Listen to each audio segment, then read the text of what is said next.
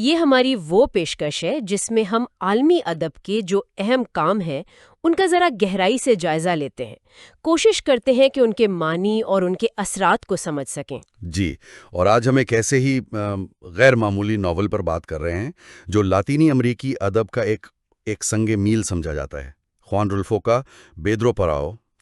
Pedro پرامو، واقعی یہ ایک ایسی تحریر ہے جو پڑھنے والے کو نا اپنی گرفت میں لے لیتی ہے۔ بالکل۔ تو خوان رولفو 1917 میں میکسیکو میں پیدا ہوئے۔ وہ ایک کمال کے ناول نگار تو تھے ہی، افسانہ نگار اور فوٹوگرافر بھی تھے۔ ہاں، اور دلچسپ بات یہ ہے کہ انہوں نے بہت کم لکھا ہے، مطلب ایک ناول، ایک افسانوں کا مجموعہ بس، لیکن ان کا اثر بہت بڑا ہے، بہت گہرا۔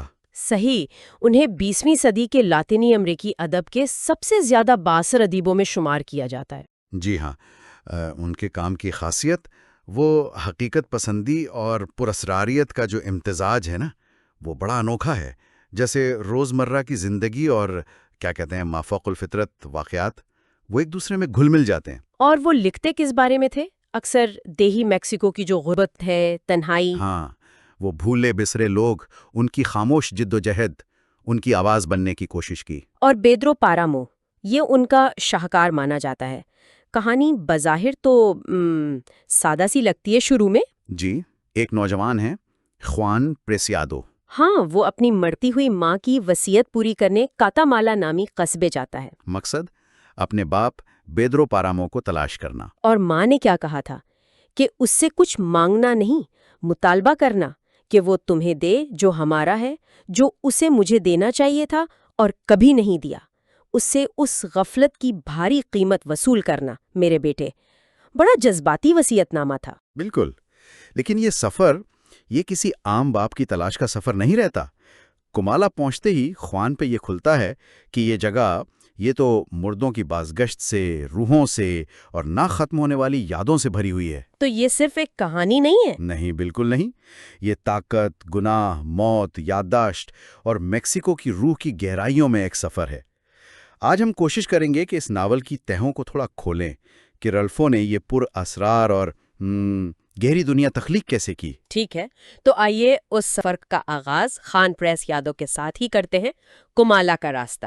وہیں سے اندازہ ہو جاتا ہے کہ کچھ غیر معمولی ہونے والا ہے۔ راستہ ویران ہے، اجڑا ہوا اور شدید گرمی کا احساس۔ ہاں، ایک کردار کہتا ہے نا، یہ جگہ زمین کے انگاروں پر جہنم کے دہانے پر بیٹھی ہے۔ تو یہ صرف موسم کی شدت نہیں ہے، یہ کمالا کی آپ کہہ لیں روحانی کیفیت کی عکاسی ہے۔ صحیح۔ راستے میں خان کی ملاقات ابوندیو نامی ایک خچر چلانے والے سے ہوتی ہے۔ جی، اور جب خوان پیدرو پارامو کا پوچھتا ہے تو ابوندیو پہلے تو جیسے پہچانتا نہیں، وہ کون ہے؟ پھر کہتا ہے ایک زندہ شرارت۔ ایک زندہ شرارت؟ واہ!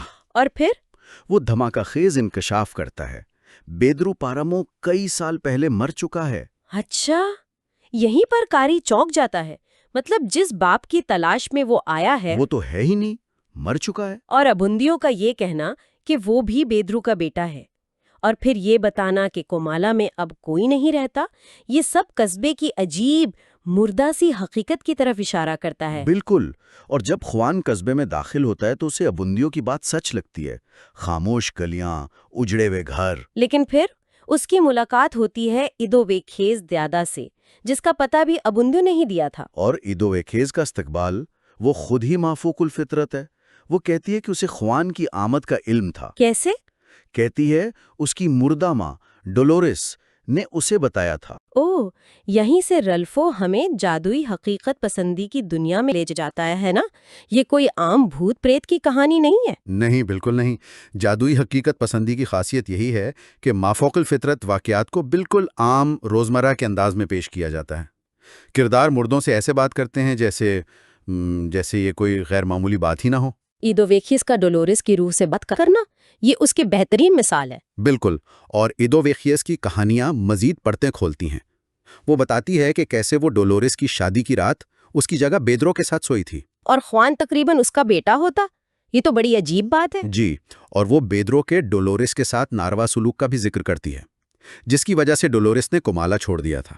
تو یہ چھوٹی چھوٹی تفصیلات بیدرو کے کردار اور اس کے اثرات کی طرف اشارہ کر رہی ہیں۔ ایدو ویخیس جیسے مردوں کی دنیا کی ایک کھڑکی ہے، وہ مگیل پارامو جو بیدرو کا بیٹا تھا، اس کے بھوت گھوڑے الکوراڈو کی آوازیں سنتی ہے۔ اچھا۔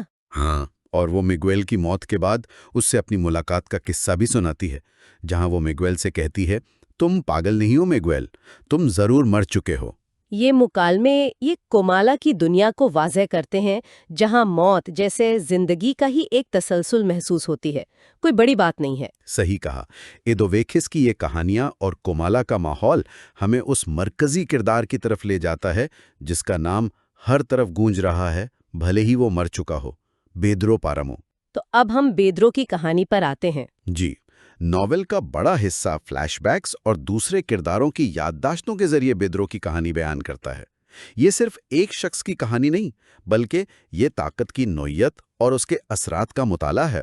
اس کی طاقت کا اندازہ ہمیں اس کے منتظم فیلگرو سیدانو کی یادوں سے ہوتا ہے، جیسے بیدرو نے ڈولورس پرسیادو سے شادی کیوں کی؟ محبت میں نہیں کی، بلکہ اس کی زمین ہتھیانے اور اپنے خاندان پر جو قرضے تھے انہیں ختم کرنے کے لیے۔ یہ خالصتاً ایک سودا تھا۔ اور یہ طاقت کتنی بے رحم تھی، اس کا اندازہ توریبیو الدریت کے انجام سے ہوتا ہے۔ ہاں، توریبیو الدریت زمین کا کوئی تنازع تھا؟ بیدرو کے حکم سے فلگور نے اسے ایدوویخس کے گھر کے ایک کمرے میں پھانسی دے دیا۔ اور بعد میں جب خوان اسی کمرے میں ٹھہرتا ہے تو اسے چیخیں سنائی دیتی ہیں، مطلب ماضی حال پر کس پر حاوی ہے۔ بالکل، یہاں تک کہ انقلاب بھی بیدرو کے لیے ایک موقع تھا۔ جب انقلابی کومالا آتے ہیں تو وہ لڑنے کے بجائے انہیں پیسے دیتا ہے، اور پھر چالاکی سے اپنے ایک آدمی تلکواتے یا داماسیو کو ان کے ساتھ شامل کر دیتا ہے، تاکہ انقلاب بھی اس کے مفادات کے خلاف نہ جائے۔ مطلب وہ ہر صورتحال کو اپنے فائدے میں موڑ لیتا ہے۔ یہاں رلف و طاقت کی نفسیات کو بڑی گہرائی سے دکھا رہے ہیں۔ بیدرو کی طاقت صرف ظلم یا پیسے پر مبنی نہیں، وہ لوگوں کی کمزوریوں، ان کے خوف اور لالچ کو استعمال کرنے کا ماہر ہے۔ اور پادری رینتیریا ہاں کردار، وہ اس کی بہترین مثال ہے۔ پادری رینٹیریا، ہاں، یہ کردار واقعی بہت پیچیدہ ہے۔ وہ بیدرو کے بیٹے مگویل پارامو کے گناہوں سے واقف ہے۔ اچھی طرح واقف ہے۔ مگویل نے پادری کے بھائی کو قتل کیا، اس کی بھتیجی اینا کی عصمت دری کی۔ اس کے باوجود جب مگویل مرتا ہے اور بیدرو سونے کے سکوں سے اس کی بخشش خریدنے آتا ہے تو پادری پیسے لے لیتا ہے، لیکن وہ اندر سے ٹوٹ جاتا ہے۔ وہ خدا سے دعا کرتا ہے کہ مگویل کو سزا ملے، اور خود کو کوستا ہے کہ وہ طاقتوروں کو، پاراموس کو ناراض کرنے سے ڈرتا ہے۔ وہ کہتا ہے نا، یہ سب میری غلطی ہے، میں ان لوگوں کو ناراض کرنے سے ڈرتا ہوں جو میری حمایت کرتے ہیں۔ جی، یہ کومالا کی اخلاقی تباہی کو ظاہر کرتا ہے، جہاں مذہب بھی طاقت کے سامنے بے بس نظر آتا ہے۔ لیکن بیدرو کی زندگی میں صرف طاقت اور ظلم ہی نہیں تھا، اس کی زندگی کا ایک مرکزی محور سوسانا سان خوان سے اس کی شدید جنونی محبت بھی تھی۔ ہاں، سوسانا سان خوان، یہ محبت بچپن سے اس کے ساتھ تھی۔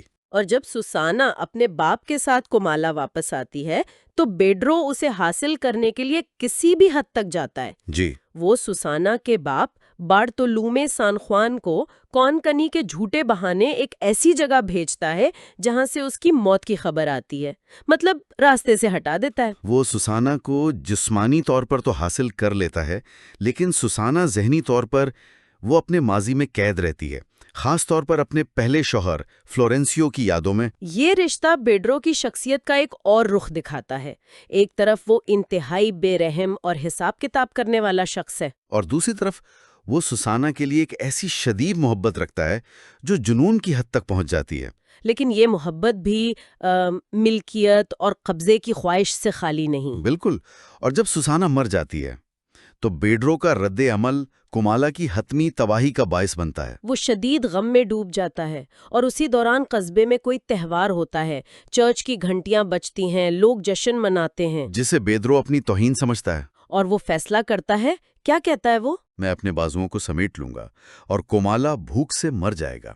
اور یہ صرف الفاظ نہیں تھے۔ نہیں، اس نے ایسا ہی کیا۔ وہ قصبے سے مکمل طور پر لا تعلق ہو جاتا ہے، اسے اس کے حال پر چھوڑ دیتا ہے۔ اس کی یہ بے حسی، یہ انتقام کومالا کو آہستہ آہستہ ایک بھوتوں کے قصبے میں بدل دیتا ہے۔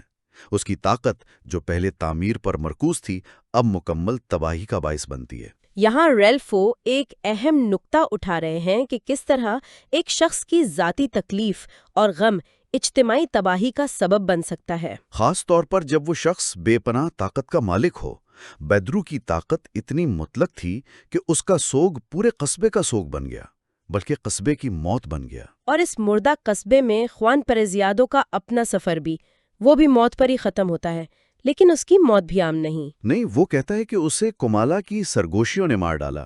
یہ بہت معنی خیز بات ہے۔ سرگوشیوں نے؟ مطلب یہ کہ کمالا آوازوں اور باشگشت سے بھرا ہوا ہے۔ دامیانا سوسنیروز جو خوان کی مدد کر رہی تھی، وہ اچانک غائب ہو جاتی ہے۔ خوان کو ہر طرف سے آوازیں آتی ہیں، مردوں کی باتیں، ادھوری کہانیاں۔ تو یہ صرف بھوت پریت نہیں ہے؟ نہیں، یہ ماضی کا بوجھ ہے، گناہوں اور پچھتاووں کی گونج ہے جو زندہ انسان کو بھی مار دیتی ہے۔ وہ قبر میں ڈولوتھیا سے کہتا ہے، یہ سرگوشیاں ہی تھیں جنہوں نے مجھے مار ڈالا۔ اور قبر میں اس کی ملاقات ڈوروتھیا سے ہوتی ہے، جو خود بھی ایک المیے کی علامت ہے۔ وہ ساری زندگی ایک وہمی بچے کی تلاش میں بھٹکتی رہی اور مگویل پارامو کے لیے لڑکیاں لانے کا کام بھی کرتی رہی۔ اس کی کہانی بھی کمالا کی مایوسی اور ٹوٹے ہوئے خوابوں کی عکاس ہے۔ قبر میں خوان اور ڈوروتھیا کا مکالمہ، اور وہاں سوسانا سان خوان کی آوازیں سنائی دینا، یہ منظر جیسے کمالا کی پوری حقیقت کو سمیٹ لیتا ہے۔ بالکل، یہاں زندہ اور مردہ، ماضی اور حال سب ایک دوسرے میں گڈمٹ ہیں۔ قبر ایک اجتماعی جگہ بن جاتی ہے جہاں کمالا کی ساری کہانیاں، سارے دکھ جیسے جمع ہو گئے ہیں۔ رلفو کا کمال یہ ہے کہ وہ اس بکھری ہوئی ٹائم لائن اور اتنی ساری آوازوں کے ذریعے کومالا کی ٹوٹی پھوٹی روح کو کامیابی سے پیش کرتے ہیں۔ جی، یہ اسٹرکچر خود کہانی کا حصہ ہے۔ ناول کا اختتام بھی اتنا ہی پر اثر ہے۔ بیدرو پارمو اپنے آخری لمحات میں ہے۔ وہ اب بھی اپنی کرسی پر بیٹھا ہے، کومالا کی ویرانی کو دیکھ رہا ہے اور شاید سوسانا کو یاد کر رہا ہے۔ اور اس کی موت بھی، وہ بھی تشدد پر ہی ختم ہوتی ہے۔ ہاں، ابوندیو مارٹینز، جو شاید وہی خچر کا والا ہے جس سے خوان شروع میں ملا تھا، ناول میں شناختیں اکثر دھندلی رہتی ہیں۔ وہ آتا ہے اپنی بیوی ریفیوجیوں کی تدفین کے لیے پیسے مانگنے۔ بیدرو انکار کر دیتا ہے۔ نشے میں دھت ابوندیو اسے چاقو مار دیتا ہے۔ اور پھر وہ آخری منظر، بیدرو پارمو کا مرتے ہوئے پتھروں کے ڈھیر کی طرح بکھر جانا۔ یہ صرف موت نہیں ہے، یہ اس کے وجود کا، اس کی قائم کردہ ہر چیز کا ریزہ ریزہ ہو جانا، اس کی مطلق طاقت کا انجام، مکمل انہدام ہے۔ یقیناً بیدرو پارمو یہ صرف ایک کہانی سے کہیں بڑھ کر ہے۔ یہ خاموشی، یادداشت، گناہ اور نقصان کے موضوعات پر ایک شاعرانہ غور و فکر ہے۔ خوان ریلفو نے نہ صرف ایک مرتی ہوئی سرزمین کی روح کو قید کیا ہے، بلکہ طاقت اور بے حسی کے جو دائمی نتائج ہوتے ہیں ان کو بھی بڑی فنکاری سے دکھایا ہے۔ یہ ناول بلا شبہ لاطینی امریکی ادب کا ایک ستون ہے۔ اس نے جادوئی حقیقت پسندی کے لیے وہ راہ ہموار کی جس پر بعد میں گیبریل گارسیا مارکیز جیسے عظیم ادیب چلے۔ بالکل، اس کا انداز، اس کی ساخت، اس کے کردار، سب مل کر ایک ایسا تجربہ تخلیق کرتے ہیں جو پڑھنے والے کے ذہن پر نقش ہو جاتا ہے۔ اور یہ ہمیں کئی سوالات پر سوچنے پر مجبور کرتا ہے۔ جی، جیسے کیا ماضی واقعی کبھی مرتا ہے؟ کس طرح مردوں کے ادھورے کام، ان کے گناہ اور خواہشات حال کو متاثر کرتے رہتے ہیں، یہاں تک کہ ایک بظاہر ویران جگہ پر بھی؟ یا طاقت کی اپنی نوعیت پر غور کریں۔ کیا مطلق طاقت لازماً تباہی کی طرف لے جاتی ہے؟ نہ صرف دوسروں کے لیے بلکہ خود طاقتور کے لیے بھی۔ بیدرو پارمو کی کہانی تو یہی بتاتی ہے۔